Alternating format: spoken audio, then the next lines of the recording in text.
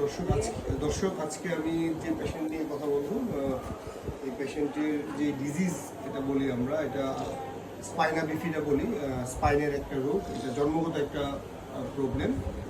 তো এই রোগে আমির হামজা আমাদের এই চেম্বারে প্রথম, আমি আমার যে সেবা কেন্দ্র আছে ওইখানে পাই, বাট আমার নবীনগরে এই পেশেন্ট খুব রেয়ার।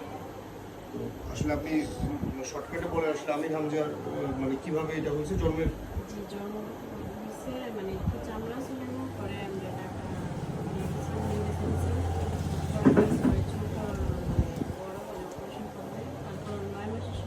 মানে পিছনের ইয়াতে এখানে একটু ফুলা হয়ে গেছিল, এই তো মানে টিউমারের মতো এরকম একটা পানি জমেছিল এরকম টাইপের। এটা করে অপারেশন করতে কত সালে? আচ্ছা হামজায় তুমি একটু উল্টাও। আচ্ছা হামজার অবস্থা এখন যেরকম আছে সেটা হলো যে ওর দুই পায়ে কোনো রকমের কোনো সেন্স নাই, হ্যাঁ একদম সেন্সলেস দুইটা দিয়ে। এমনি কি ও অস্ত্র পেখানা বলতে পারে না? ওইটাও পারে না, অস্ত্র পেখানাও পারে না বলতে, হ্যাঁ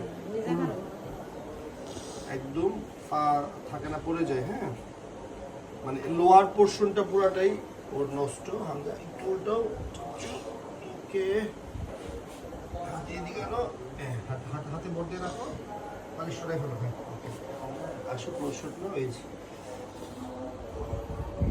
এই যে এখানেই সেটা টিউমারের মতো ছিল। দেন এখানে অপারেশন করার পরে আর দুই পায়ের দিকে ভিতরে আবার ওর আবার ভিতরেও পাইপ আছে, ওই সমস্যা না।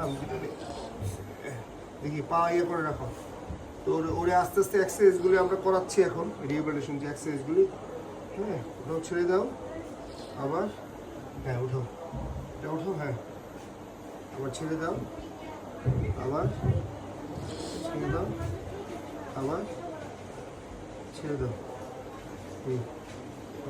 আমি তো এমনি নিজে নিজে বসতে পারে, বসতে পারো, ও নিজে বসতে পারে, বাট ওর দুই পায়ে দিকে একদম ধরলেও কোনো কোনো সেন্স নেই তোমার। হ্যাঁ তুমি কোন ক্লাসে পড়ো বলো হামজা? ওই এখানে বলো, তাকাই বলো, বিরুদ্ধে তাকাই বলো, কোন ক্লাসে পড়ো?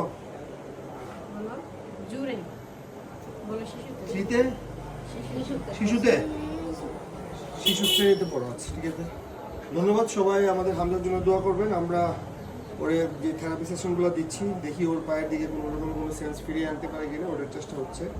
হ্যাঁ ধন্যবাদ।